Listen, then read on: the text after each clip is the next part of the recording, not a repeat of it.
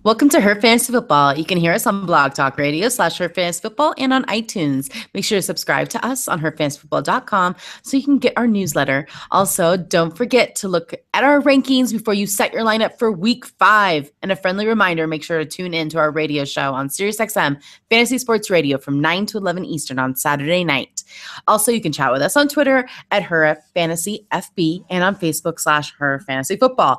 I'm your host, Courtney Kirby. I'm here with my sisters, Brandon Marianne Lee and Ashley Williams. Welcome to week 5. Another one bites dust. Dalvin Cook just ruined one of my leagues completely forever. I already lost Greg Olsen.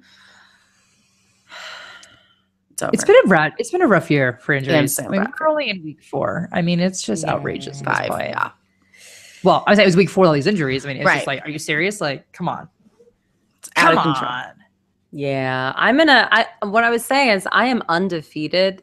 I said this last week too. I'm undefeated in the most leagues I've ever been undefeated in, and I have not gotten a win in the most leagues I've not gotten a win in at this point in the season in my entire fantasy football career. It's pretty feast or famine, and it's all based on injuries, all of it. I mean, my David Johnson leagues, I still haven't recovered from that. I don't know what to do. I'm not sure I can recover. Yeah, in the David Johnson ones, I can't. I usually have very diverse teams and I have a lot of different kind of players. But then I found myself just like really fighting against all of my teams in one weekend, you know? So I really tried to my key players to get all of the same key players. Can't do that. Yeah, can't do that because I have Calvin Benjamin. I have Jamison Crowder. Yeah, Crowder. I have Adrian Peterson in a lot of leagues. Well, I did at least have them. Yeah. so tears. And that's not even including the people that are injured. So I went a different route this year. I regret my choice. I would rather fight against my teams than have all of my teams do well or sink. I think it's hard for me because I fell in a really similar draft position in almost all of my leagues. So a lot of my players are really similar just by proxy of being in that same, like within 1 to 2 draft picks of each other. And so, man, stinks. Well, I am number 1 though in Joe's versus Pros out of like 75 people. Hey. Yeah, I guess you didn't have David Johnson in that one. No, that was a Todd Gurley league. Rams.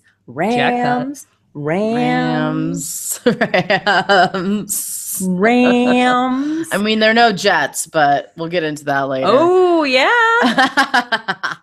All right, you guys, get them out of your lineups. We have our first week of buys. Atlanta Falcons, Denver Broncos, New Orleans Saints, and the Washington Redskins. Get them out. Get them out. Move on. This is a really brutal buy grouping, if I might say so. It is. Out of the gate, week 1 of the buys, and it's like, ooh. Like, all they had to do was, like, add, like, the Packers here instead of the Redskins, and it would have been, like, really bad. Because the Saints have key players, the Broncos have key players, the Falcons have key players, and, like, big time game players. So it's like it's not awesome. But the first game of the week will be awesome. We have the New England Patriots at the Tampa Bay Buccaneers. Oh, yeah, we do. Yeah, we do. I like this game. The New England Patriots may not feel as dominant this year, but don't worry, you guys. They really actually are. So listen, they have put up 1,695 yards in the first 4 games of the season, which is the absolute most in the league. And they are averaging 32.3 points per game, which is the second most in the league behind the Rams. The Rams. Man, you called it early, Brandon. We all mocked you, but you called it. Rams. The highest scoring offense in football. Okay, anyway, I'm done. So you start a lot of people. You're going to start Tom Brady. You're going to start Rob Gronkowski. He is questionable with a thigh injury, but that was he was in Tampa with the team, so he's likely going to play. The game is tomorrow. You'll know quickly, and then you will be able to fill in for him if he does not play. That's the good news about these early injury issues, but I think he'll be fine. Chris Hogan has the most double-digit fantasy games out of all the wide receivers, so he's the one that I would start.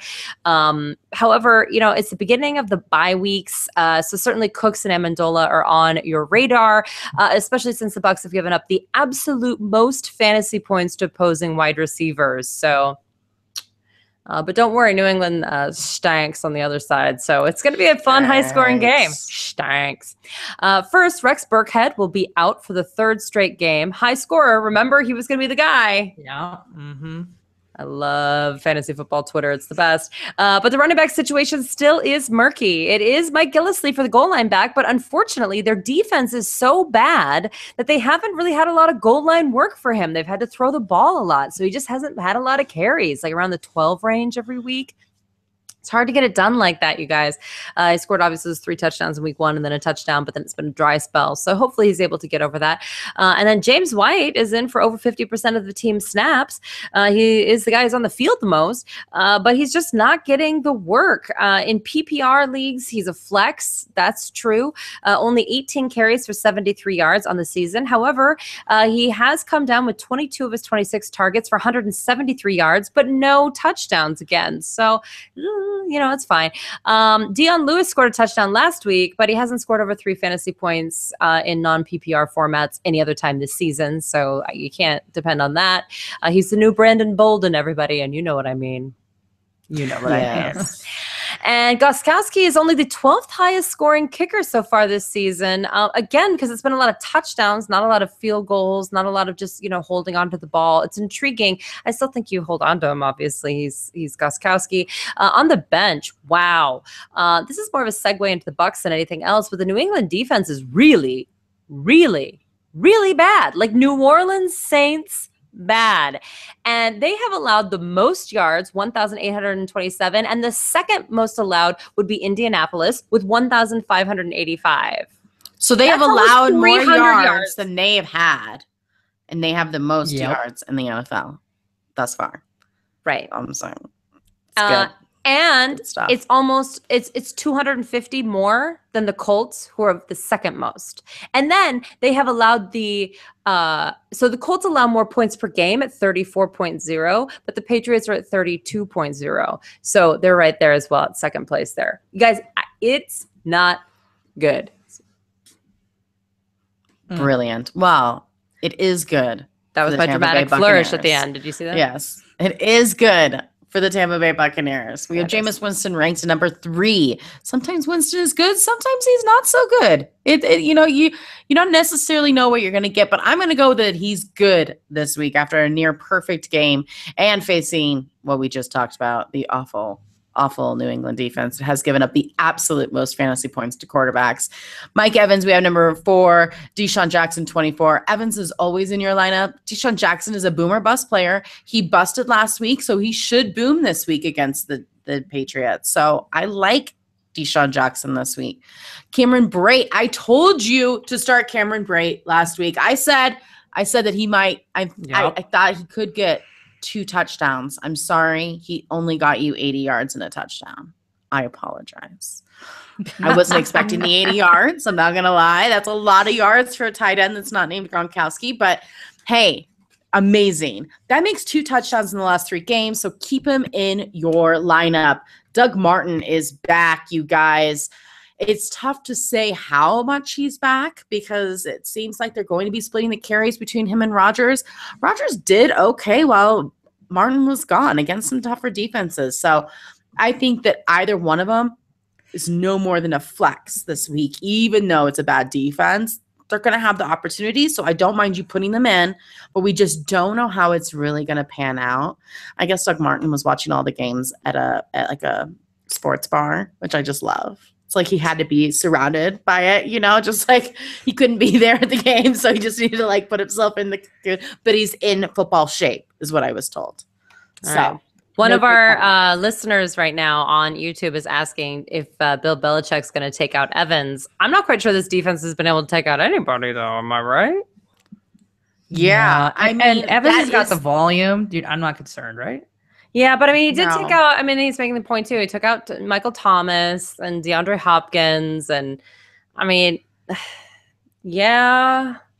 But then Kelvin Benjamin kind of tore it up, right? I mean, well, not tore it up, but I mean, he did better than he's done in it was Devin Funchess who really killed it. Devin Funchess did really well, which is why I like Deshaun Jackson a lot. Yeah. But I don't know who are you going to bench Mike Evans with when you have 4 teams on bye that are, lead wide receivers. I mean, he did well against Xavier Rhodes. I mean, he seems to be doing pretty well. He gets away. He's going to drop half the passes. He's going to do that regardless. Maybe it's part of him taunting the cornerback covering him. I don't know, but it makes sense in his head and it makes sense in fantasy. So we're still going with him. Nick Folk, the kicker, we have him ranked number 10. I already talked about Jack Reese-Rogers. I'm okay in that flex spot. And on my bench, Tampa Bay defense. It's the same old bad defenses. Good games. All right, fantasy football fans, listen up. If you love fantasy football, then you need to try our new fantasy app, Draft. It's a weekly fantasy football, but not like the other guys. On Draft, you play real-life snake drafts with other people, just like in your season-long leagues. Here's how it works. It's a draft that lasts for just 1 week, and there's no management. Just set it and forget it. Once you're done drafting, that's it. No trades, no waiver wire. Draft even takes care of last-minute injuries for you. Draft starts every couple minutes, so you can join one right now. And the best part, play for cold, hard cash. Drafts start for just $1, so there's a draft for everyone. No salary caps, play in real-life snake drafts, just like you play with your friends in a season-long league. Come and join me on Draft today. Download the app anytime. Just search Draft in your app store and join a game in minutes, or play right from your computer on playdraft.com, whatever you want. For a limited time only, all new players get a free entry into a draft when you make your first deposit. But you have to put in our show's promo code, which is HFF. That's right. Play for real money game for free just for using the Her Fantasy Football promo code HFF on your first deposit on Draft. Just search Draft in the App Store or go to playdraft.com and come play for free with our promo code HFF. All right. This is not as exciting of a game. We have the Arizona Cardinals, the Philadelphia Eagles. So there's a couple people on here that's interesting. I know. I don't know. I don't like the Eagles. Just a few. So really? I'm into the Eagles. I know. There's nothing wrong with them. Yeah. Minus Alshon Jeffrey, which I'm never into. But talk about the Cardinals first here. So Larry Fitzgerald caught 4 of 7 targets for 32 yards, which was not great, but he did have a touchdown. That touchdown came as a game-winning play, so that saved it for you, Larry Fitzgerald owners. He was relatively quiet compared to last week, and this was just kind of a boring game in general, but he's still Palmer's guy. He has great matchup this week, so expect better numbers from him. And I'm going to stick with the fact that Carson Palmer is still somebody that you should be streaming. He completed 33 of 51 passes for 357 yards, 1 touchdown, 1 interception. Again, who cares about the interception? He should have had another score on top of this. So for me, the Eagles give up the 6th most points to quarterbacks. I think he's another great option to stream. I like Palmer. Not sexy to watch, but you know what? Doesn't matter. There's plenty of guys that people need to be streaming. So for my sleepers, the most confusing part of the Cardinals offense are the other wide receivers not named Larry. We talk about this every single week. So I think the best way we can get an idea here is opportunity again, right? So opportunity is all that you can really look at when it comes to streamers like this. So Jerron Brown played 82 of 86 snaps, which was 95%, by the way. John Brown compared was only in 53 snaps, and JJ Nelson was in for 25 snaps. So Jerron Brown has had double-digit targets in 2 of the last 3 games, and it seems that John Brown is going to eat much more into JJ Nelson's time than Jerron Brown's time, which I think a lot of us thought it would be the opposite.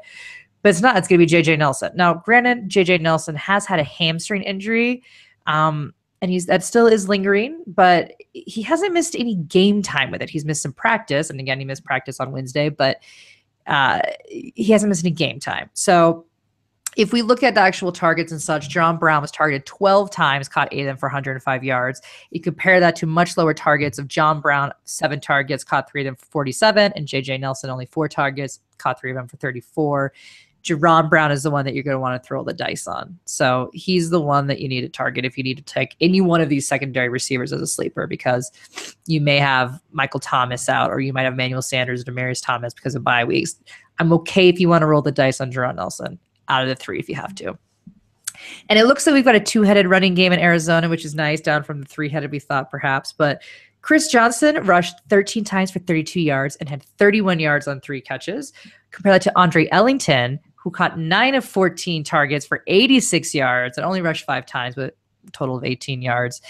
Ellington led the Cardinal backs in snaps, and so he's seen the most action. And he's someone that I think should be owned if it fits nicely into that flex role, especially if you're in PPR.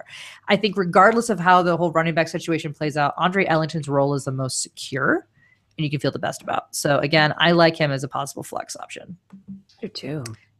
Yeah, it's pretty good. Philadelphia Eagles, Courtney's favorite team. Ertz. I'm gonna say I wasn't huge on Ertz last week, and I was wrong. Last week was huge in my opinion for Zach Ertz owners, because Ertz had a really tough matchup in which other tight ends had been completely shut down, and he excelled.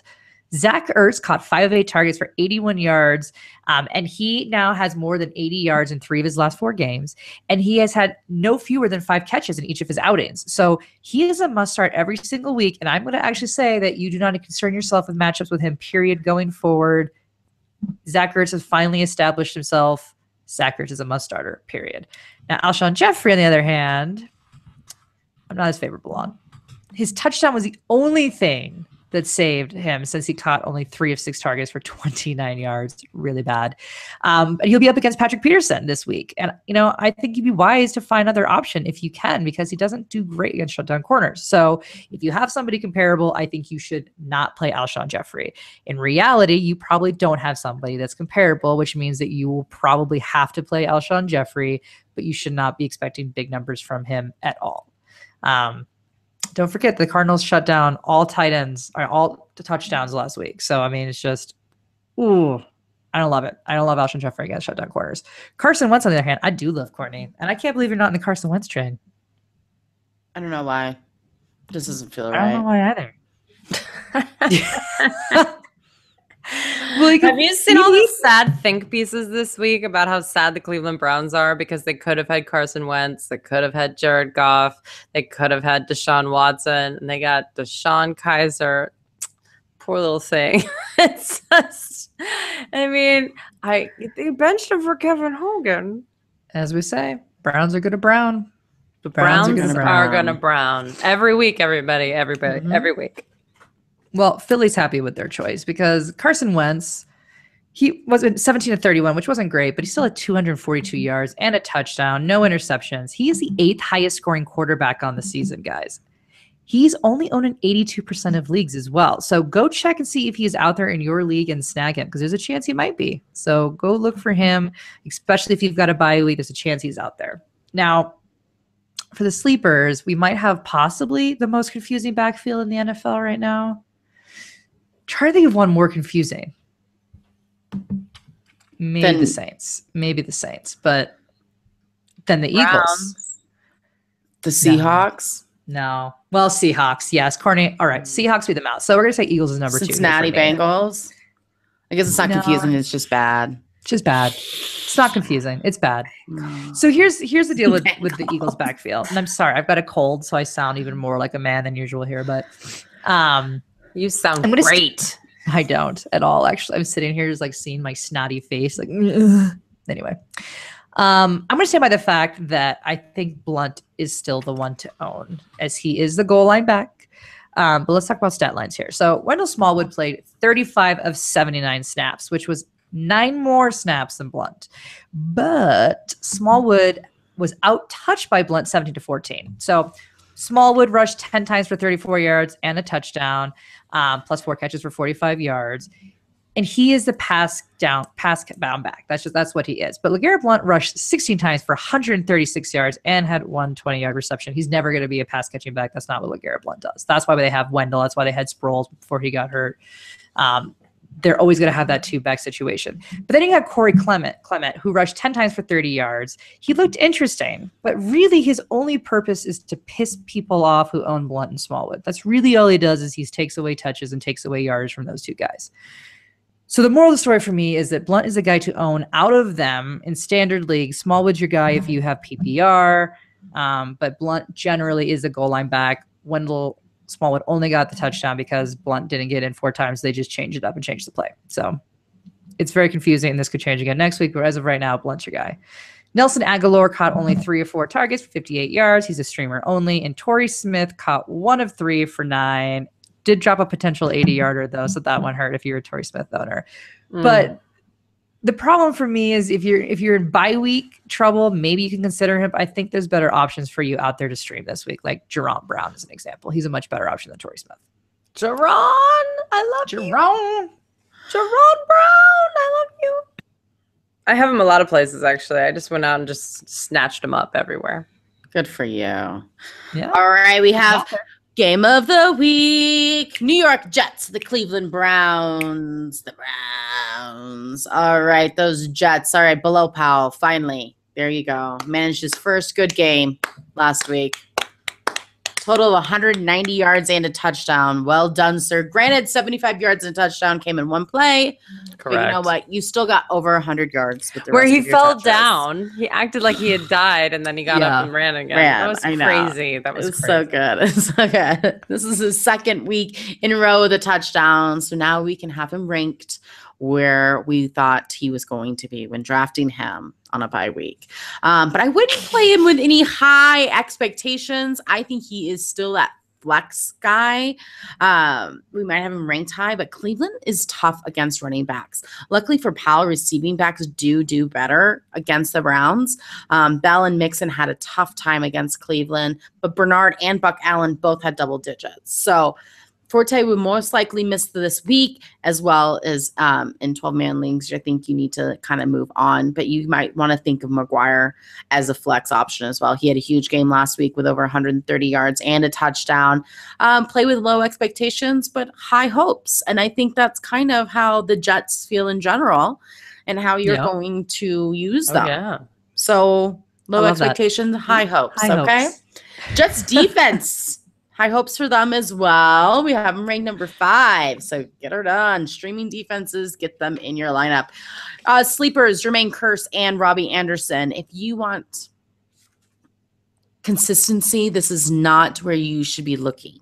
But if you're looking for a high ceiling, then Kearse or Anderson could be your guy. It's 2 points or 16. Nobody knows. There's no rhyme or reason. It doesn't matter how tough their defense is, what cornerback they're going against, what the weather is. It does not matter. It just doesn't matter. So you play at your own risk, just like any other Jets. Side note, Curley has caught every ball thrown his way. And that is with Josh McCown throwing the ball. So I have to say, keep an eye on him because consistency, I think, is something that is rewarded from the veteran quarterbacks. And I could see the Jets seeing how this is like a rebuilding year, them relying on somebody that has sure hands like that. Maybe not now, but maybe later towards the end of the season. The Jets are like that perfect team that you get those streaming guys from on buys, the guys that you plug and play. These are the dudes. So if Curley is catching every single ball thrown to him and he can get 4 targets and 40 yards and all you need is 8 points in your PPR league, then you're going to take him. All right. Austin Seferian-Jenkins. He caught all of his targets last week. He appears to have sure hands, and he can't find the end zone. Appears. That's okay. Cleveland gives up the second most fantasy points to tight end, so it's possible he does have a decent fantasy week. Yes. I do like him. Look at Brandon. She hates it, but it's the truth. No, I like it. I had to rely on him this week. Yeah, but you hate Austin Seferian-Jenkins. You were like so not excited to have him come back to the NFL. Don't pretend like now in week 5 you like him. No. Yeah, no. Is anyone excited about Austin Seferian-Jenkins? I don't know why we're not. I don't know why we're not. Well, because he has proven to be incredibly inconsistent over his NFL career, and he's gotten not a hard worker. Gotta give people second chances, sometimes third. I get Fifth it. chances. That's the one. That's the one. On your bench, Josh McCown and the kicker. But I do see 9 fantasy points in his future. 9. For Austin? Catanzaro. For Catanzaro. Oh, Kicker. I like that. I like that. All Well, right, let's keep this quick. The reason why the Jets are a streaming defense is because they're playing against the Browns, and unfortunately, Deshaun Kaiser has struggled. Listen, he got benched last week for Kevin Hogan after he went for only 118 passing yards. He only threw 1 interception as opposed to 3, which he had done in the previous 2 weeks. It's hard to find anyone startable when that's the quarterback play. And poor Kevin Hogan, he's so one-dimensional. All the guy does is score touchdowns. No, they're never going to give Kevin Hogan a chance, but it is fun to cheer for him a little bit. And I wish Deshaun Kaiser, was better too. It's just kind of sad, but the Browns are brownsing big time. Lone exception here might be Duke Johnson. His volume is going in the right direction. 15 catches over the last 2 weeks. Actually, he is the third in targets among all running backs with 28. He's caught 20 so far for 207 yards, third most among running backs. So I'm okay with him in the flex. The Jets allowed Leonard Fournette to catch 4 passes for 59 yards and a touchdown last week. So hopefully Duke Johnson can replicate something like that. There are no sleepers because, again, the quarterback play. Crowell is obviously a bust. I don't know what else to say about that. I mean, it's just time to say it. And part of it's because they're behind all the time because there's so many turnovers that they're not going to run the ball. I mean, they have to throw the ball to keep up. So this is a game script issue. It's sad, but true. Playoffs. Run the ball. Remember when Rashard Higgins was all the excitement when he got 11 targets in week 2? Yeah, 4 targets and 0 catches in week 4.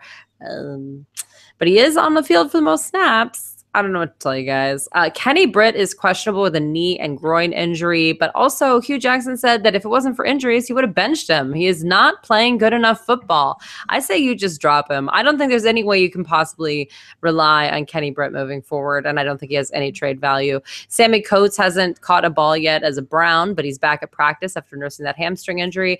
And it could be Ricardo Lewis, who caught 5 of his 9 targets for 64 yards last week, but I'm not touching anyone here. It includes the kicker, the defense, any tight ends.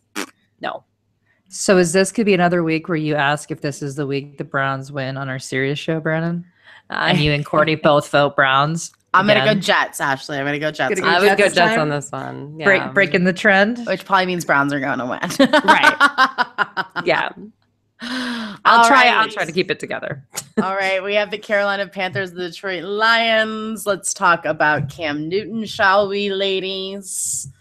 Oh, where do we begin? If you have been under a hole, Mr. Cam Newton was in a press conference where a lady reporter who is always there asked him a question about routes when it comes to Devin Funchess. And, well, he said it was funny that a woman was asking those kinds of questions. About routes, yeah. So... yeah. Is it funny, Cam? Cam's already somebody that people already hate, right? Because he's a quarterback with a loud mouth, throws fits. I mean, which is what I like about him. And that's what I always liked about him too. And I love the fact that, he does great things for children and hospitals and donates a lot of his time and whatever. But sometimes you just can't hide ignorance. And that's what was there. He seems to be unapologetic for it, which is even more upsetting because it's like, okay, you said something, it upset a large group of people, and that's a large group of people. Then, you say sorry, but obviously he didn't find that necessary. So. What I just find so interesting is we have female assistant coaches, we have female referees. Like, why would you think somebody wouldn't have basic football knowledge, that a female just couldn't grasp basic football knowledge? I think Brennan put it best when she said it's just kind of sad. He's missing out on a lot of good conversations with women, which is making up about half of the NFL viewership right now. So it's really sad. It's sad. And sadly, we're not shocked here. And maybe that's, yeah, I would say it's not brain surgery, a route tree, but women are brain surgeons too. So I don't want to shock anyone. Yeah, exactly. Right. It's just basic math and like paying attention, like, reading. You can learn any game, but and enjoying a sport. Yeah. We've been doing that for forever. I mean, that's just crazy. Because it's all males who play in it for the majority of professional NFL. That it's just like women can't understand it. They can't enjoy it. I mean, who do you think took you to all these football practices growing up? Majority of the time, I'm sure it was the moms. And they sat there and watched their football. You can't tell me that these men didn't have conversations about football with their mothers at some point. I'm not saying necessarily Cam Newton, but just in general. I mean, I know I had to go sit in soccer with my kids. I learned a lot about soccer. Do I enjoy soccer? No, I don't. But I know a lot about it now because I had to observe it. It's just like, give me a break. I think that the thing is that, what's sad, and I talk to my husband about this all the time, is that, he'll get really upset about these things, right? He'll be like, I can't believe this guy said this. And I'm like, it's really sad. I can, because people say this kind of stuff all the time. Yeah. I mean, I think, there are a lot of people that feel this way. It's unfortunate. And again, they're just missing out on a lot of fun conversations about football with women, whether that be women in their lives, whether that be their wives or their mothers or their children or whatever, or even just like women that they just meet, to assume that half the population has no idea what you do professionally is kind of bizarre, but hey, whatever. I mean, he had one good game this season, so good on you, Cam. Good on you. Good on you. Real quick, I have to say it because we talk about reality TV on the show a lot, and I just saw this episode of The Kardashians in reference to Kendall Jenner and that Pepsi ad, right? I remember all the controversy that caused, and she was kind of mum about it for a while, and I'm sure it turns out because they wanted the TV ratings on the Kardashians, whatever, because they addressed it on that show. But it's pretty bad when Kim Kardashian is the one who's saying things like, you know what, Kendall, be honest and be real. You need to address this and take this as a learning moment and grow. And I was like, Cam, I hope you take this as a learning moment and grow. And just because you don't say something that you find offensive does not mean it's not offensive to other people. And it's just like, that's the way it is, Yep. Just, learn, grow. Yep. And grow. There we go. And grow. All right, now we'll get into is he worth playing this week, Courtney? Tell us. You know what? I think it's going to be kind of a tough game for him against the Detroit Lions defense. Beautiful. We'll see. I mean, he is ranked right on the cuff of a starting quarterback. We have him ranked number 12. So that's exactly, I think, where he probably will be. I think he will fall into the top 10 quarterbacks this week. Detroit's defense is really good, unlike the Patriots, where he had a good game. So I am seeing low teen fantasy points for Mr. Cam Newton this week. Calvin Benjamin is listed as questionable, but he should play. He still doesn't have a touchdown, but he did see over 100 yards last week against New England, which somebody brought up earlier, and I think they're going to stop Cam Newton. The wide receivers may not have found the end zone, but they did have plenty of yards. So I think that Mike Evans will find the end zone against the Patriots as well as have plenty of yards. Just wanted to add that in there real fast. So I don't love Calvin Benjamin this week. Listen, I have to start him in half of my leagues. And I'm not starting him in the half of the leagues that I don't have to start him in. And that's where he kind of lies. So if you have to do it, I understand, but he's not my favorite. Graham Gano, on the other hand, love him. My sleepers, unfortunately, Christian McCaffrey hasn't been what you were all hoping for that drafted him high in the third round. And neither has Jonathan Stewart, but you got him in the 9th round, so you don't hate yourself as much about that one. Stewart's had a tough game last week, including having a fumble. McCaffrey hasn't been any better. It's just been tough for both of them. The Lions defense is pretty good. McCaffrey has had 16 fantasy points total in 3 of their 4 games. And Stewart has had less than 15 fantasy points in the same ratio. So each just had one good game this season. one against the 49ers and the other one against the Saints. Neither of those defenses can compare with the Detroit Lions of 2017. Devin Funchess got a pair of touchdowns last week. He has seen 19 targets in the last 2 weeks. I like him more than Benjamin this week. I think that if they use him properly, he should get you the fantasy points that you're hoping for. Carolina's defense is right there on the cuff of, I mean, I wouldn't do it, but if you had to, I understand. Ed Dixon obviously is on your bench. Bless his heart. All right. Detroit Lions, Matthew Stafford. Haven't loved Matthew's play lately. I also don't love this matchup. I think he will have a fallout. He will fall out of the top 10 quarterbacks as well this week. We do have him ranked number 6, but this is not my favorite matchup. Under 250 yards and 1 touchdown, I think will be his stat line. So. Ooh.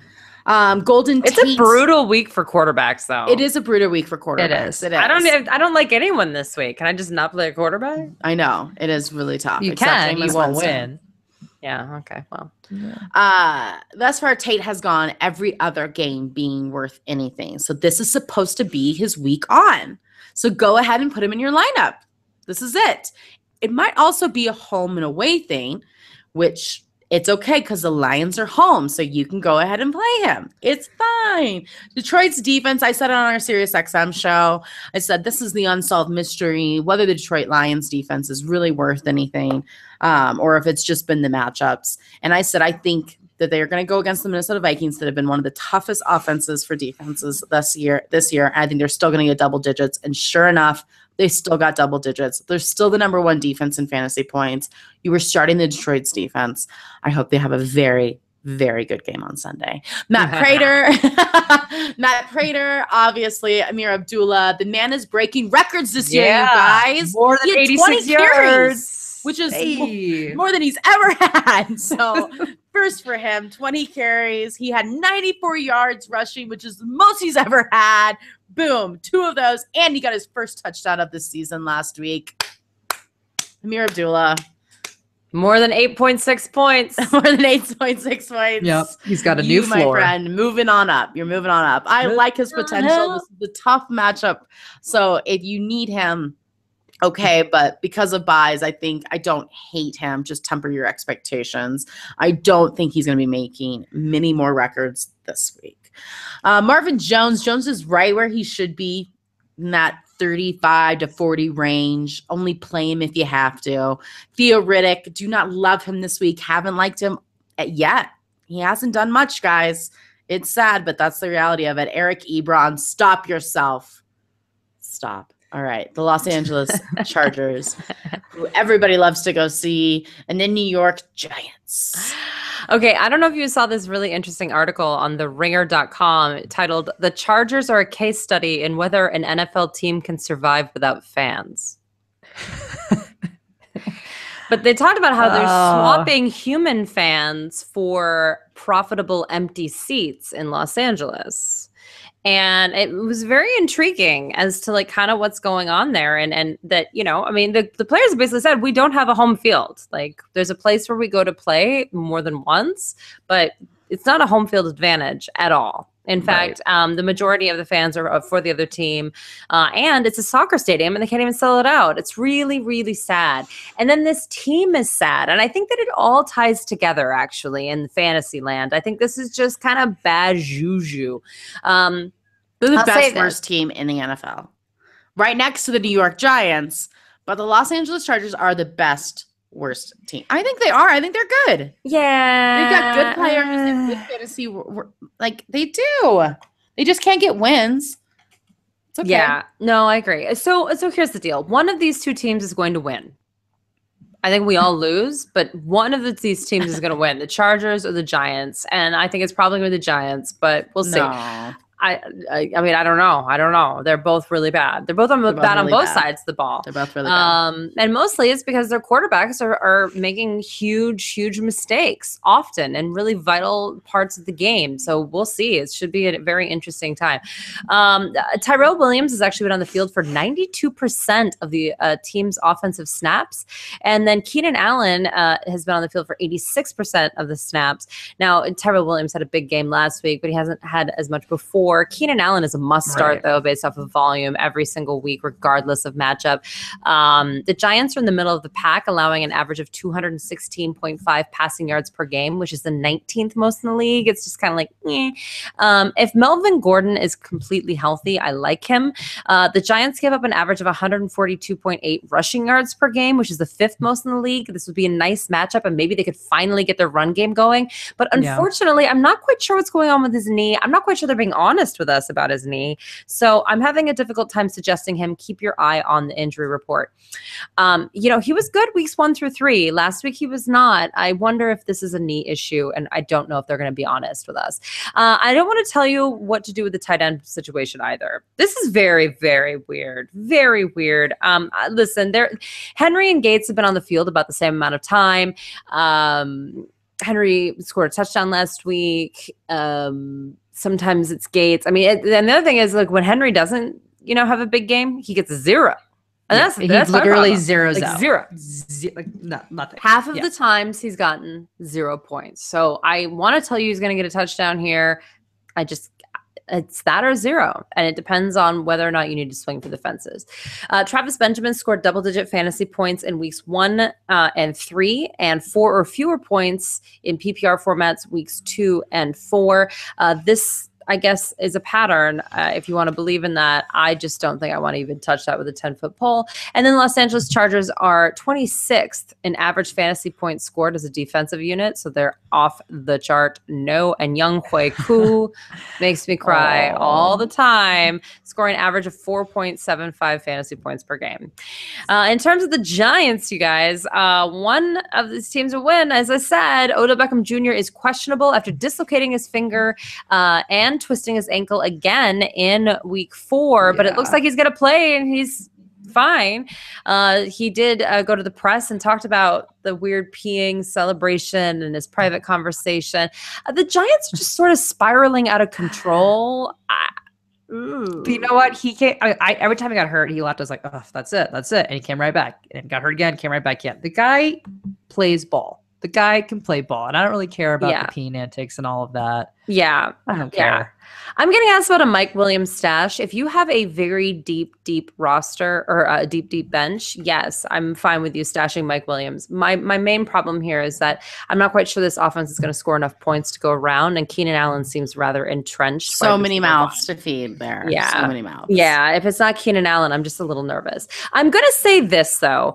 Still only 28% owned in Yahoo leagues. I like Wayne Gollum this week. Paul Perkins, A, shouldn't be on your roster if you listen to the show, but he's also B, questionable, and I don't know why we're still talking about him. He has yet to rush over 22 yards or get over 12 yards receiving. Hello. Whereas Wayne Gollum, listen, he carried the ball 11 times last week for 42 yards and then caught both of his targets for 8 yards and a touchdown. I think he by far looks the best out of anyone that's been running the ball there. So I am intrigued by him this week. The Chargers give up the 8th most fantasy points to opposing running backs. So fly, my friend, fly. I mean, what you could do a lot worse, you guys. You could do a lot worse. And Paul Perkins should not be on your team. Stop it. Brandon Marshall has been on the field for over 83% of the snaps. He is there, you guys. He is getting targets. He's just not playing well. And he himself admitted the same. I have a very difficult time telling you what to do with him because he has been getting double-digit targets lately. But he's not catching anything. Absolutely. You can't play him. It's bad. You can't play him. It's bad. No. Orleans Darkwa, someone that they were excited about, but he's questionable with a back injury and he missed week 4.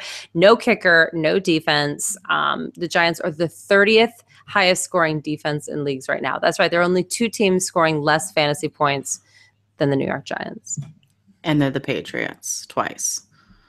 No, the Patriots have scored a little bit more. The Patriots are, I think, 28th in scoring. Hey, listen, I'm a Patriots fan when it comes to defense. So this is upsetting because you draft the Patriots defense thinking it's the Patriots defense, you know?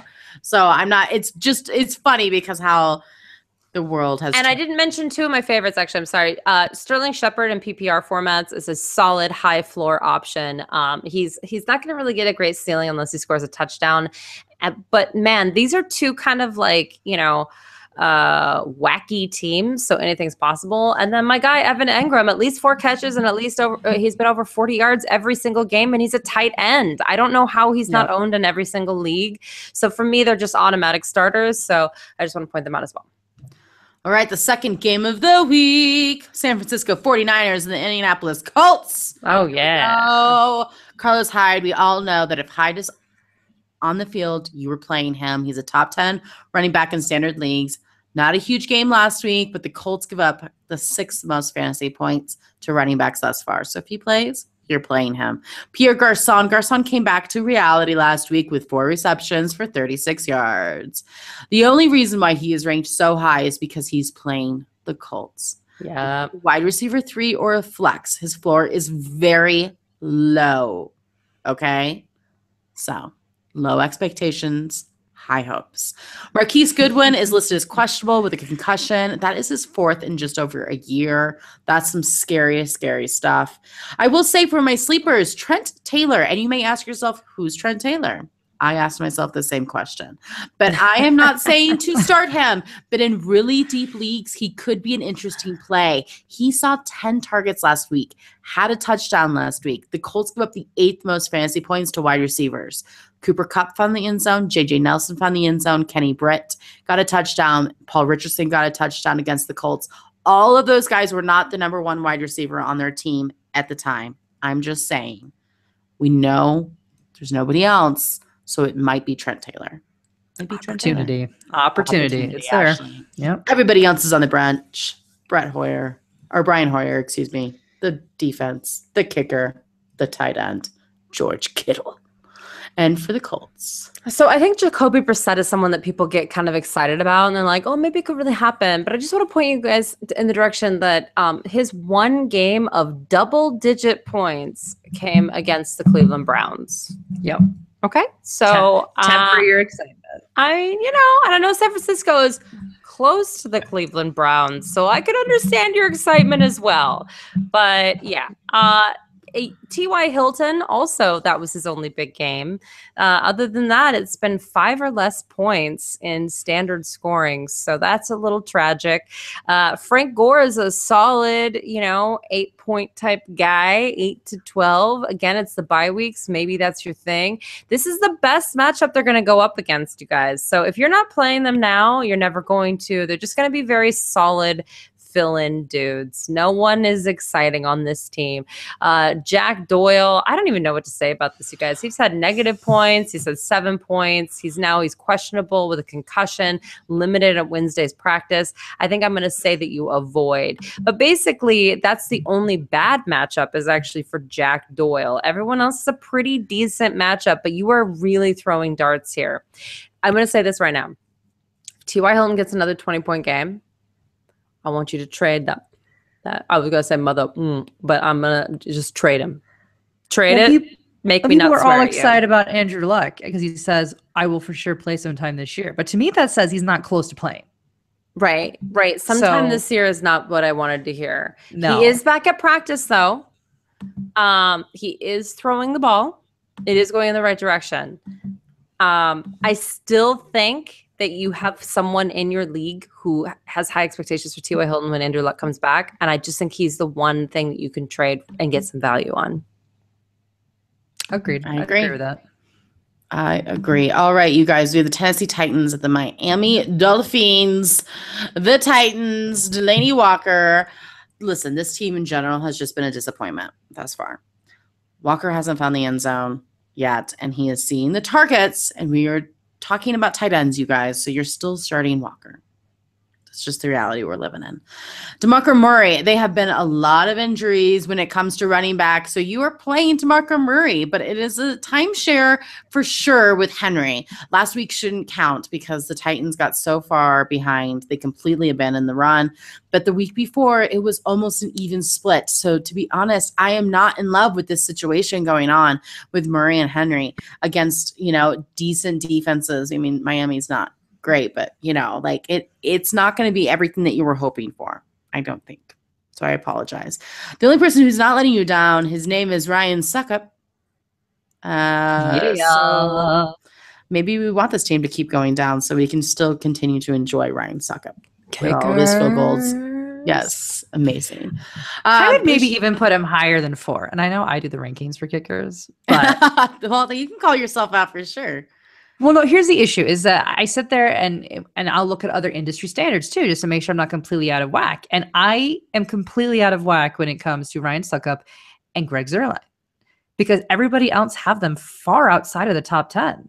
That's fine. You let them. And they're like top 2 kickers in football. So I still feel there's a couple that are maybe slightly better matchups, but he is for sure a must play.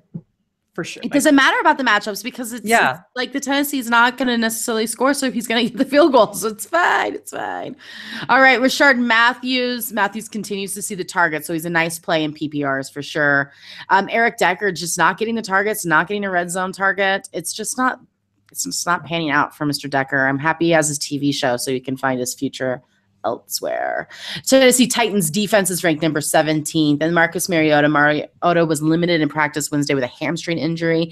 He's listed as questionable, but he doesn't look good. You can't start him this week, but if he doesn't play on Sunday, you automatically downgrade everybody else on this team, including the running backs.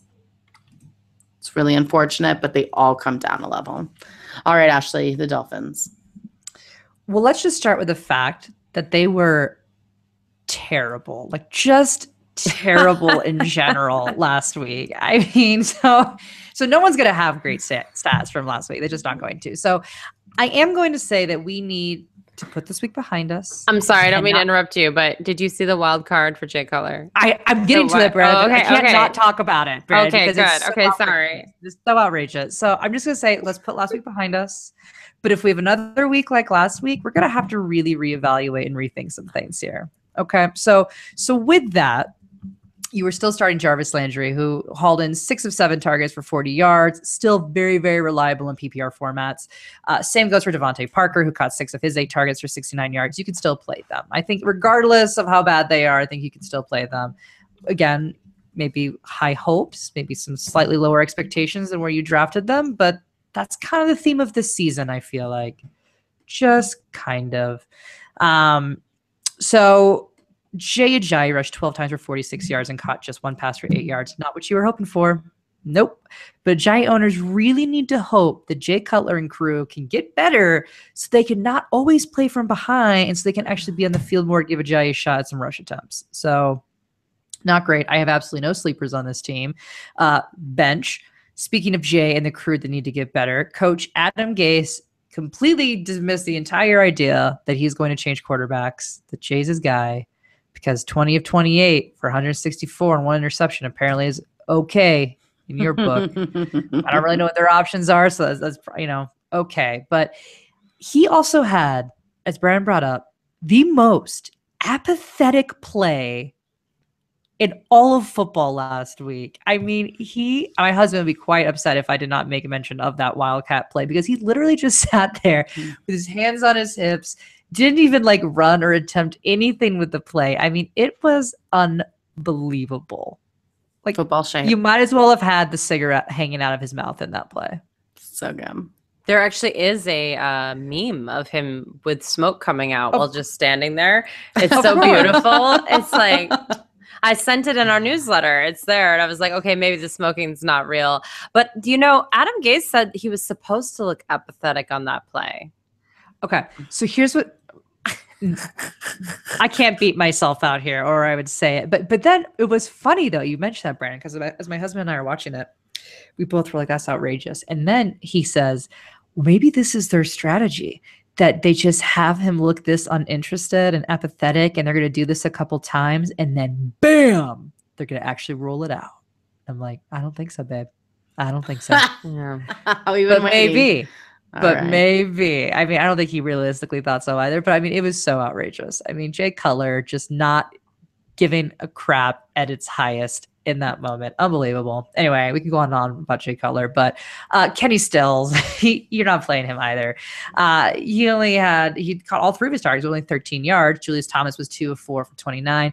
The issue is you can't roll with boom and bust guys unless you are so desperate and on a team that is so unpredictable who has Jay apathetic Cutler as their quarterback. You just can't do it. We've named plenty of other boomer bust guys that you could possibly roll with. I gotta say, Kenny Stills, you can't do it this week. You just can't do it. All right, the Buffalo Bills, the Cincinnati Bengals. So LaShawn McCoy is an interesting one. He rushed 20 times for 76 yards, caught 3 passes for 30. It's a little concerning that McCoy has yet to score a touchdown this season, but at least he's getting the touches. Okay, at least the opportunity is still there. It's not a great matchup this week, but you're not benching McCoy. We got bye weeks going on. You might be frustrated, but you're not benching him. He will break at some point here, we promise you. And again, 76 yards, it's not that bad for rushing. We need to see a little bit more production out of him. Now, Charles Clay is a must start, who has been shining in a very unpredictable position. As we rag on the tight ends a lot on this show, but you know what? He's been doing really well. So he had 112 yards last week and 2 touchdowns on the season. His touchdown pattern is every other week. So if that still holds up, he will score this week. Not saying that it will, but if it holds up, that's the case. It is a tough matchup, but he's Taylor's guy. And especially with Jordan Matthews out, this just increases Charles Clay's stock even more. So go get him if he's potentially out there. We love us some Charles Clay. I ranked him number 5. Yeah, it's about where he should be. Yeah. That's how bad tight ends are now. Yeah. Well, and that's the reality. You know, Charles Clay was going to have a big year. He's the only guy on the team other than McCoy. That's true. He's the receiver and tight end. Lucky him. Well, the thing is time to retire after this year. Yeah. Well, Taylor and Matthews were starting to get some connection going there. But now that Matthews, which you know, he has had thumb surgery, so he's be out for at least a month. That just increases Charles Clay's stock. Now you may be saying, well, what does this do about Zay Jones? He's only had 1 catch for 18 yards last week, and he's got still a case of the dropsies going on here. So you are only considering him if there is literally nobody else potentially out there due to bye weeks. The guy just drops way too many balls. And I'm sorry, I don't think that he's necessarily going to be enough of a beneficiary for you to go out there and play him. Charles Clay will benefit from this, not Zay Jones. Arguably, Tyrod Taylor will benefit from this, and that he'll probably run a bit more, not Zay Jones. So Tyrod Taylor did 12 of 20 passes for only 182 yards and a touchdown. It wasn't that bad. He's got a bad matchup this week. You're not playing him. And you're also not playing Mike Tolbert, who has a bad matchup. So the floor is just a little too low for me this week for you to play him. All right, the Cincinnati Bengals, AJ Green, 2 games back-to-back with touchdowns. With a slow start with Green, I'm sure owners are much happier. It's too bad he doesn't get the yards with the touchdowns, but hey, not everybody can be Stephon Diggs. Cincinnati Bengals defense, we have them ranked number 12, so they're right there on the cuff. Sleepers. Well, those running backs, those pesky little running backs, Mr. Joe Mixon, the next Kareem Hunt. Top 3 running back. Top 3 last week. His ceiling is Kareem Hunt. So yes, high. Kareem Hunt. Yes, I love that. You just added that to that person.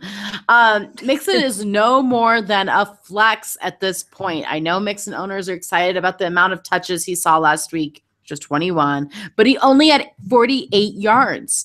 He has had no touchdowns on this season, and the Bills' defensive line is pretty darn good. Yeah. I feel like Mixon owners will always find a reason every week to say, oh, this is the week. This is the week to start him. He got those 20 touches. He's getting the production. He's got it. He's going to get those yards eventually. Okay. Well, I would rather that happen on my bench than I would another 4 points on my roster. I just can't. Prove it to me. Yeah, exactly. Prove it to me.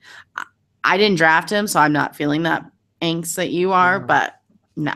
I would rather put Bernard in that flex spot for sure. He's had 2 receiving touchdowns in the last 2 games. He is the 3rd highest fantasy scorer for the Bengals after AJ Green and Andy Dalton. So if you're going to go with a running back, it's Giovanni Bernard. Tyler Kroft, huge game for him last week. Huge game. Now, I always go say not nice things about Ed Dixon. I'm like, oh, he's not a replacement for Greg Olsen.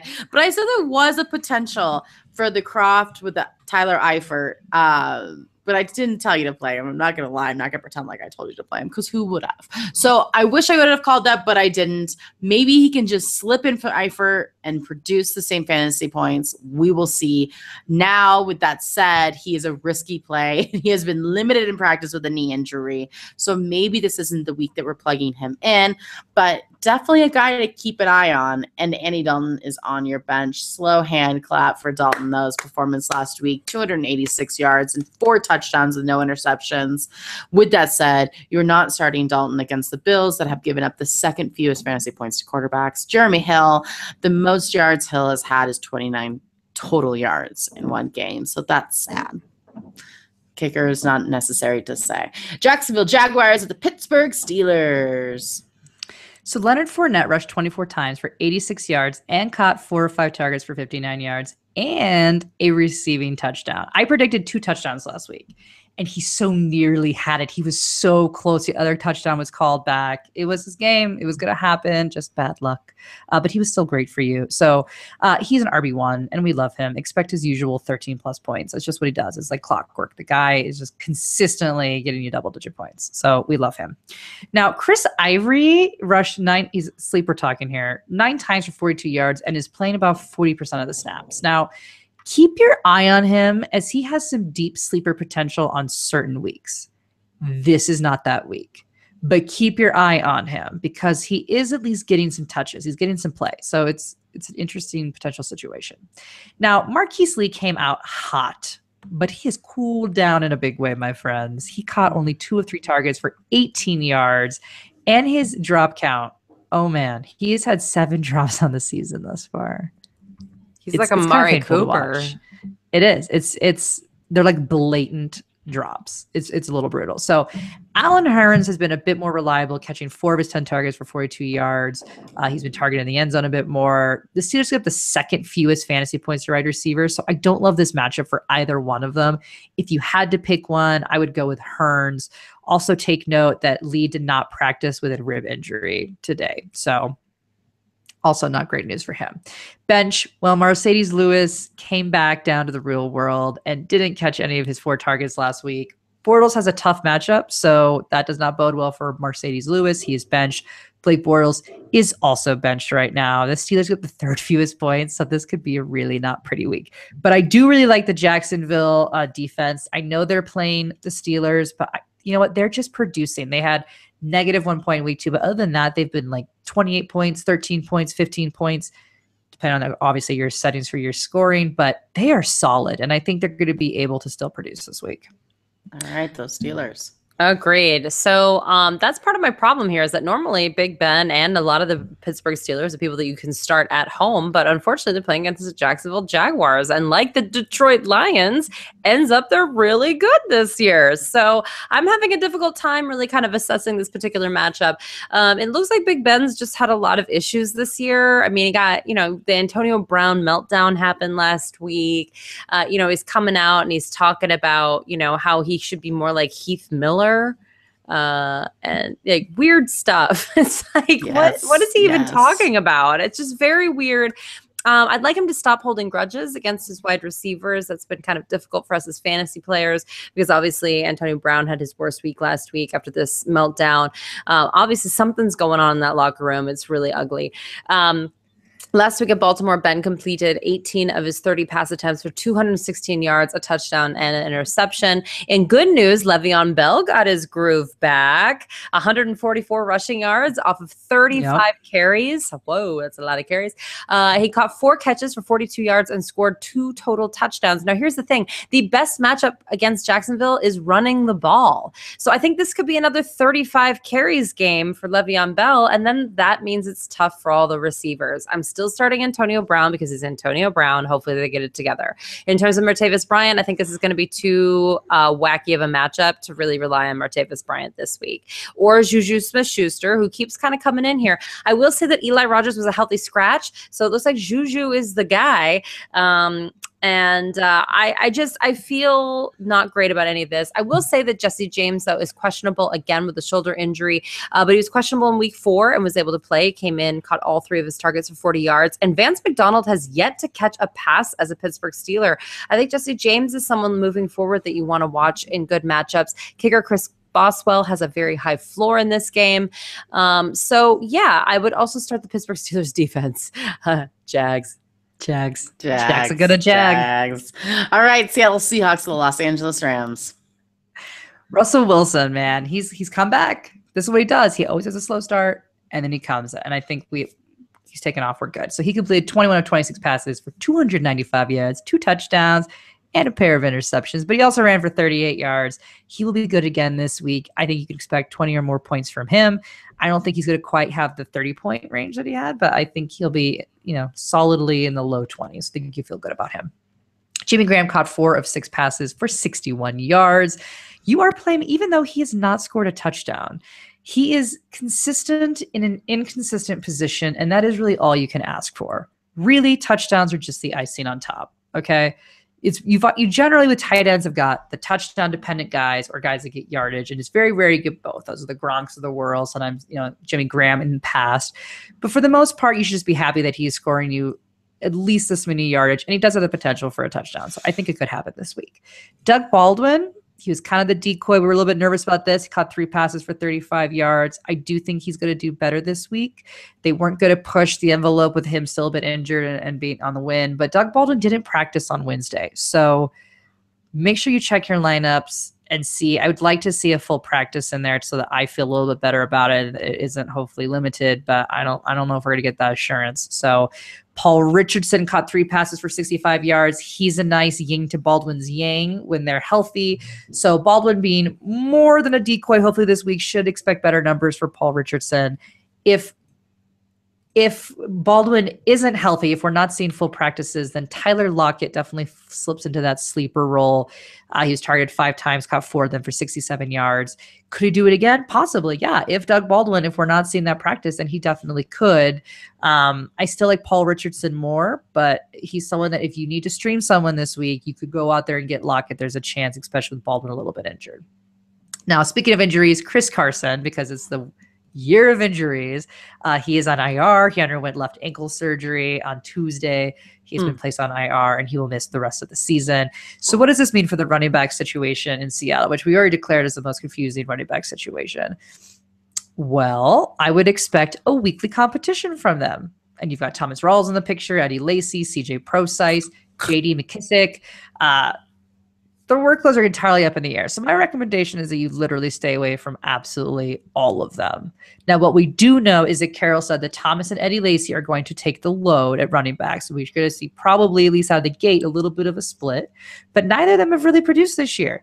Eddie Lacy had 11 carries for 52 yards against the Colts. So it wasn't terrible. But you got CJ Procise, who didn't practice, but he is expected to play. So Carroll expects him to be there. So that adds another little element in there. And then JD McKissick rushed 4 times for 38 yards and actually looked a little bit better and scored the touchdown. So you've got your standard nightmare. I recommend you stay away from all of them. The Rams. All right. I don't think we have gotten more thank yous than we did this week about Greg Zuerlein, because we have been all over you guys telling you to get Greg Zuerlein, and man, did he come through. Hello, Greg. Ooh. Hello. Call me. He unfortunately came through playing against me. Oh, sorry, I own him. Yeah. Yeah, but if you listen to the show, you have Greg the Legatron Zuerlein in your house. Also, Todd Gurley is now only 0.3 fantasy points behind Kareem Hunt for top scoring running back and player in the National Football League. In non-PPR formats. So anyway, it's incredibly impressive what they're doing there in Los Angeles. A huge turnaround. We're so excited that this has worked out, because we were talking about this in the preseason. Right. For one team, this has worked out. Now, it's in terms of sleepers, they're at Seattle. So you normally say like, But I will say this, Cooper Kupp, I told you, the second that you bench him or drop him, he bounces back. And I will say that the best matchup in against that secondary is in the slot. I think that they're probably going to be going to Cooper Kupp. But again, it's going to be up and down, you guys, between him and Sammy Watkins and Robert Woods because they're on the field all the time. I'm going to say this right now that I am actually into Jared Goff this week as a sleeper pick or a weird fill-in. Seattle, honestly, they're a decent defense, but they're not like what you used to think. And again, the Rams are the highest scoring offense in the league right now. So that means the floor is pretty high for Goff, which is crazy to say, but it is the truth. I think it's going to be like around the 15 to 18 point range, which isn't like fantastic. But again, if you're filling in for Matt Ryan or what have you, I think he is going to have one of the solid floors of the week. It's a bad week for quarterbacks. And I'm going to say this as well. The Rams defense started off strong in week 1, but they haven't scored many points since. But Seattle allows an average of 2.5 sacks per game. Hopefully they can get their groove back. I would like to think that Reed Phillips can get it together. We just haven't seen it. Sammy Watkins is questionable with concussion that he suffered in week 3. I think that affected his performance in week 4. So I would keep an eye on that. Concussions are scary, weird things. So that would be the biggest issue there. And then Everett seems to be working himself back from injury. Tyler Higbee was the one, 3 of 6 for 47 yards. Not great.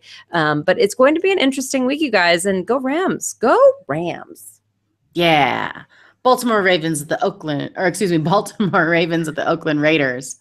Something like that. The only starter I have on this team is the Ravens defense. That is it. That is the only starter.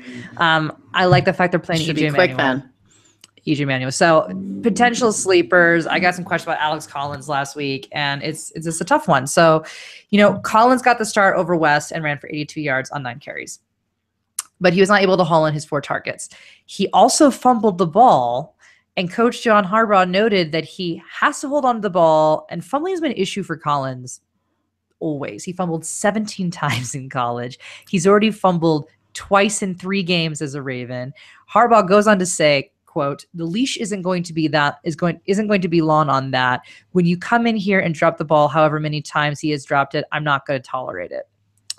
So I have a hard time telling you to play Collins because that leash may be very, very short. So we'll have to see what's going on with that. He's the best play right now because, right now this means that you're benching West. This leaves Buck Allen to contend with Collins.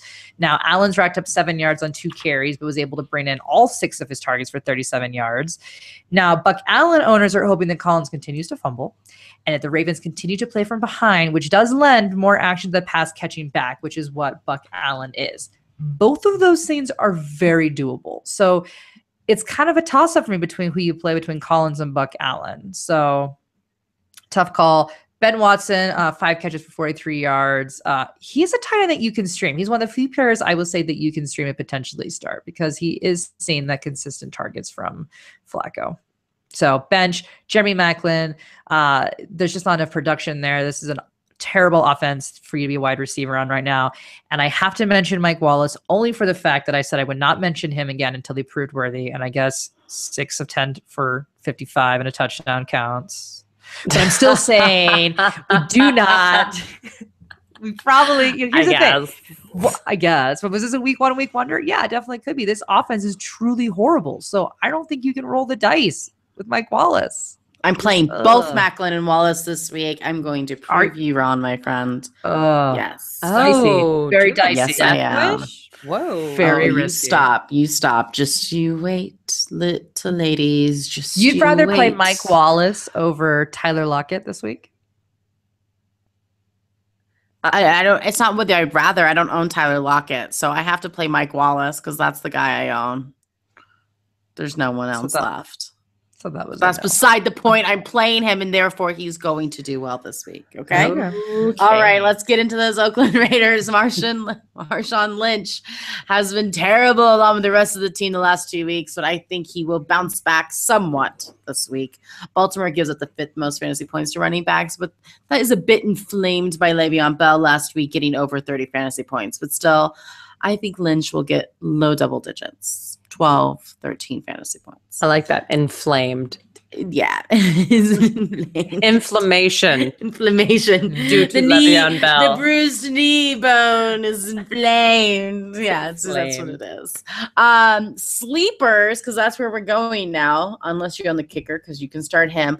Amari Cooper and Michael Crabtree. I cannot tell you to start either one of these guys. Cooper has had a tough corners following him around this year, but he can't catch a ball that is directly thrown in his numbers. It doesn't matter who's covering him. If you can't catch the ball, you can't play a guy. And it's not like he has so many targets coming to him like a Mike Evans, where it's like, I'm not going to catch a few balls because it's fine. I'm going to catch the other 5 for 90 yards and 2 touchdowns. Not the case here. He had 0.9 fantasy points last week and 0.6 the week before in standard leagues. Both Cooper and Crabtree are listed as questionable, but they should be good to play on Sunday. They just shouldn't be good to play in your lineup. All right, because the story gets worse. The story continues. It's sad. It's depressing novel we got here. Derek Carr is out for 2 to 6 weeks with a back injury. That means that EJ Manuel, that was on House Hunters, if you all remember, will be the quarterback for the Raiders. It was a really cute episode with this mom. I do not remember. Buffalo. Oh, yeah, when he was forced into Buffalo. Yeah, it was cute. But it has not translated on the field, his greatness. So, unfortunately, if you own Crabtree and Cooper, you've already had a tough time of it. Now it's going to get worse. Jared Cook, though, top 10 tight end in both yards and targets thus far. So you can play him if you need to play him. The Oakland Raiders defense is at 14, so not starting them if you don't have to. I have a bold prediction. I think that this defense, the Baltimore defense, has been giving up points. I think this could be a Jalen Richard game. Big plays. I like it. With EJ Manuel? That's a really dicey roll, but they have to run. They're not going to, they don't want to rely on EJ Manuel. I think they're going to be trading in those guys big time because, as you said, Marshawn Lynch isn't he can't even stay on the field. He's not even playing in enough snaps to be effective. God, I would just stack that box all day, though, all day. Yeah, and make EJ beat me with the arm. I would make EJ beat me with his arm. Yeah, it's just not. It's not. Yeah, I just don't love that, Brandon, and I'm sorry to say, but I think that Baltimore's defense is better than we think they are, and I think it's not translating as well. But I don't think London ruined them. No, yeah, they did ruin them, but we're talking about the Oakland Raiders here, who literally have nobody playing worth anything. Jalen Richards, he's only had 15 rushing attempts. I know. He has caught all 5 of his targets, but that's targets we're talking about again. So now you're talking about EJ Manuel. I don't know, Brandon. I don't know if I can get down with that. If you're going to talk about a receiving back, I guess it'd be DeAndre Washington. He is listed as questionable, but he does see the most targets. I don't know. I'm not going that far, Brandon. I can't. Okay. I didn't mean to throw you for such a loop. I just wanted to throw it out there, but no, I just can't. All right, your mind has been blown. You're Brandon, I can't talk to you anymore. I can't. I'm not going to sleep. Yeah. Sorry. All right. Green Bay Packers, the Dallas Cowboys. All right. Well, the Packers are, holy injuries, Batman. So here's the deal. Ty Montgomery has confirmed that he is dealing with multiple broken ribs, but he is currently still questionable, which is crazy to me. It's a 4:25 p.m. game, so hopefully we'll know early, but this is a weird situation. If he doesn't go, Jamal Williams was first reportedly going to be out for a few weeks due to a knee injury that he also suffered, but now he's practicing in full. It's weird. So then you're like, very confusing to me. Yeah. So then there's Aaron Jones, who's the guy that actually went in after both of them went out, and he's the one who actually scored a touchdown and did the Lambeau leap and what have you, and it was exciting. But maybe he's not even going to be the guy. Maybe none of I don't know what's going to go on. I think there's a possibility even Randall Cobb gets involved. He kind of does that kind of running every once in a while. I think this is a weird hashtag Year of the Cobb. Who knows? So you need to definitely pay attention for the rest of the week and follow us on Twitter and on Facebook. Ask us questions because this is a very unsolved mystery type of situation here. Davante Adams took a brutal hit that landed him in the hospital overnight. He was diagnosed with a concussion. He is supposedly still questionable. I think that's crazy.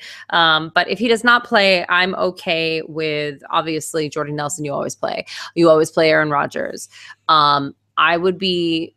I think you always play Randall Cobb this year, frankly, if you look at his stat lines. I'm okay with you thinking about Geronimo Allison if Davante Adams is out. If Davante Adams and Ty Montgomery are out, that's intriguing as well. Against the Dallas Cowboys, they're going to have to score points. You start Mason Crosby. I am not going to start the Green Bay Packers defense against Dak Prescott, who looks amazing the last couple games. And I'm a big Dak Prescott believer. I'm also going to say this, the Dallas defense is kind of mediocre against everything. So to me, it's just you start who's good and you don't start who's not, which is, I'm sorry, but Martellus Bennett, every week you guys tell me it's going to be his week. And yes, he caught 6 passes last week, but it was only for 39 yards. So I guess he's in a PPR league only, but man, it just is not clicking for some reason. Sorry. Let's hope you don't have Bennett and Mixon on the same team. That would just be sad. Then you weren't listening to us in the preseason at all. Yeah, they were not. Ashley, let's get these Cowboys done. Zeke, big game. Rushed 21 times for 85 yards and a touchdown. And he caught 4 of his 5 targets for 54 yards and a touchdown. He is on the injury report, though, for his chest, but he's practicing in full. I don't think we got anything to be nervous about. The only thing you could be nervous about is the NFL expects a decision in the Elliott case soon, hypothetically this week. So I'm going to quote this because I will completely mess up all of this jargon. But the NFL is seeking a stay on the injunction, which is allowing Elliott to continue to play, obviously, while this is being played out. The 5th U.S. Circuit Courts of Appeal in New Orleans heard oral arguments on Monday. And it sounds like they could issue the ruling, as I said, this week. If the court reverses the injunction, Elliott's suspension would start immediately for when that happens. So Alfred Morris, it seems, is the backup. So if you've got Elliott, we've been telling you for a while, you need to come up with a backup plan. Go get Alfred Morris if he's still out there. Work whatever deals you need to work to make sure you cover yourself. This is what I've been waiting for all years to figure out how this is going to play out. So just quick heads up there. Dez, you're playing Dez. He's not catching a lot of his targets. He's targeted 13 times though. Caught 5 of them, but it's for 98 yards. Those numbers are high enough that you have to play him. Regardless of how good or not good you feel about it, you have to play Dez, unfortunately.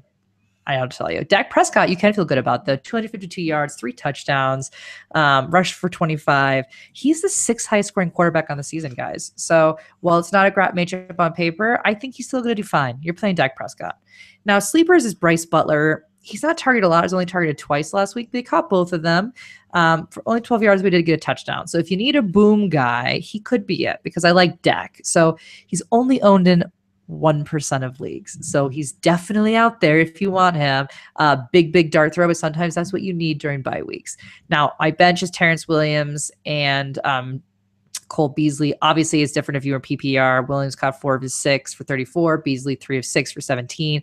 Neither great options. It's a mediocre matchup. You got to go with one. Go with Terrence Williams. And Jason Witten has fallen from grace, Courtney, just as you thought. Only one of 2 tonight. It is sad.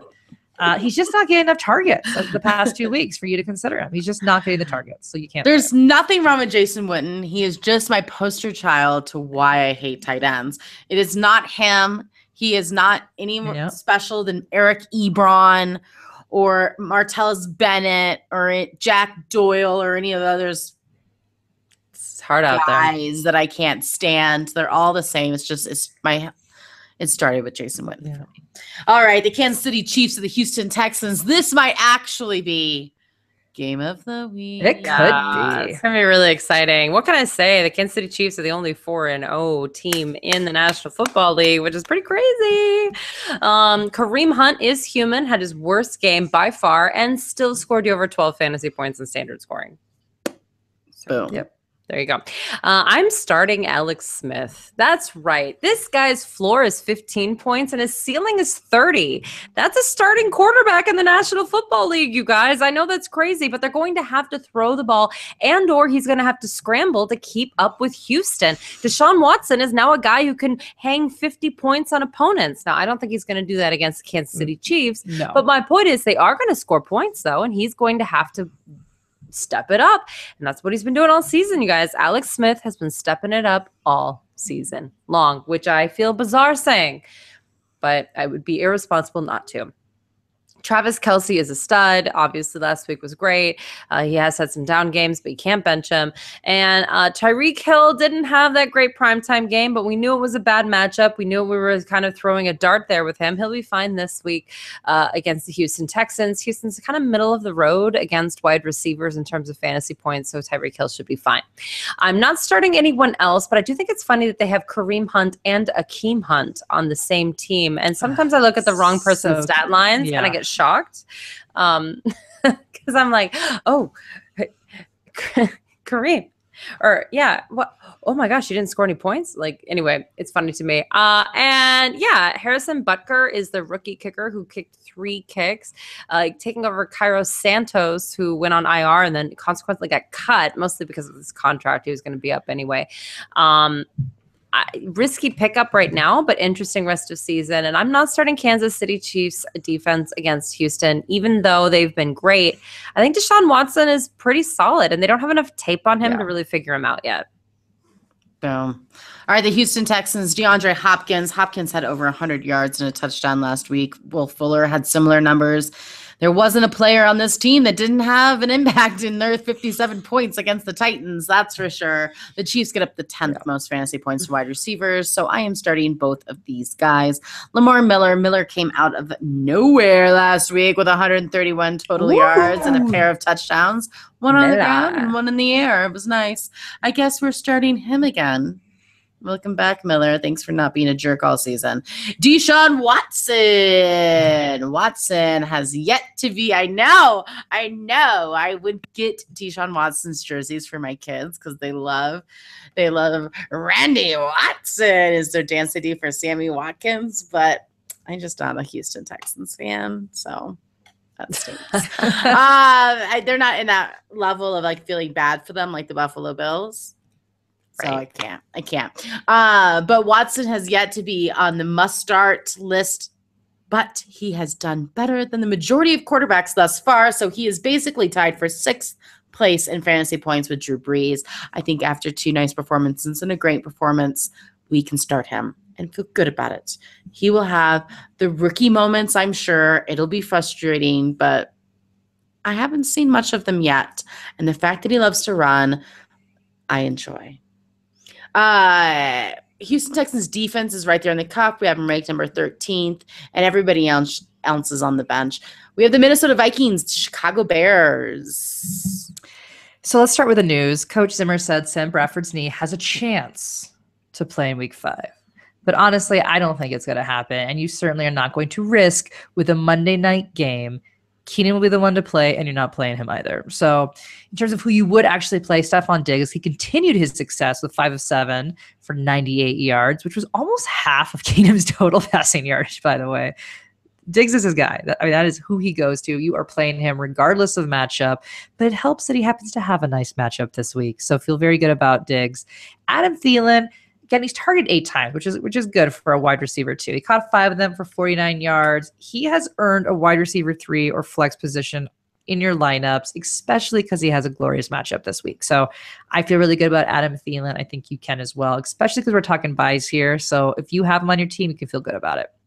Kyle Rudolph, on the other hand, did not have a great game. Only caught 2 of his 4 targets for 34 yards. So here's the issue. Keenum doesn't target him much. But on the other hand, with Cook now out, his role might increase. So play at your risk. Play at your own risk here. So as I said, Dalvin Cook, he tore his ACL last week, which was that was a tough one. He has a little bit of cartilage damage apparently as well, and there could also be damage to his meniscus. So not good. He is out for the season.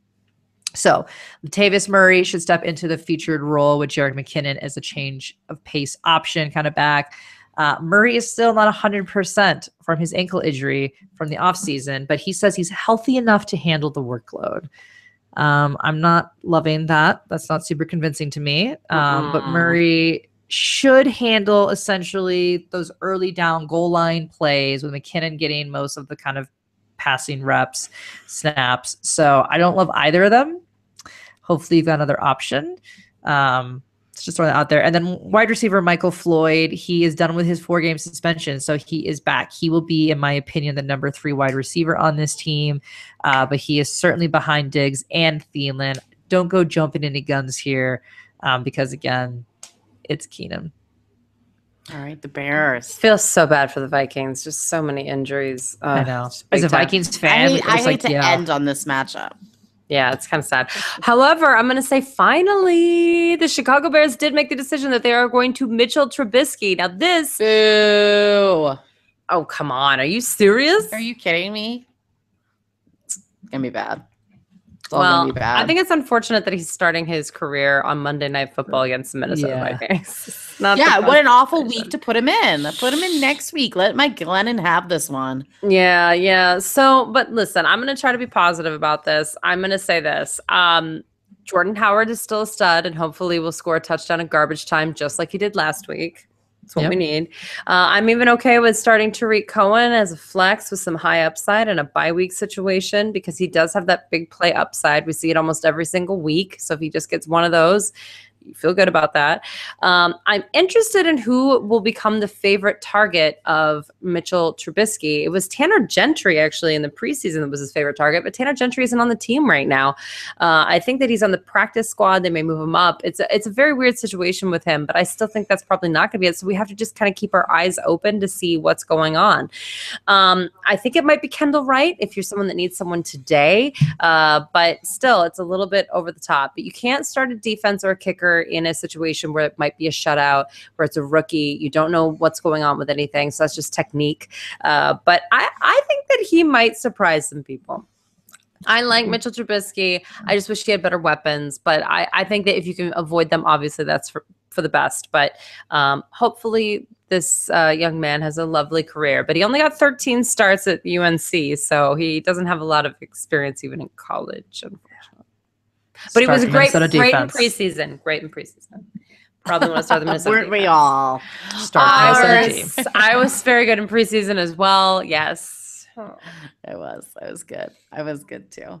All right, you guys, get them out of your lineups. The Atlanta Falcons, Denver Broncos, New Orleans Saints, and the Washington Redskins. We're in week 5, guys. It's bye time. Good luck, everyone. Hit us up on Twitter at HerFantasyFB and make sure to tune into our SiriusXM Fantasy Sports radio show from 9 to 11 Eastern on Saturday night. Until next time, no more faking it.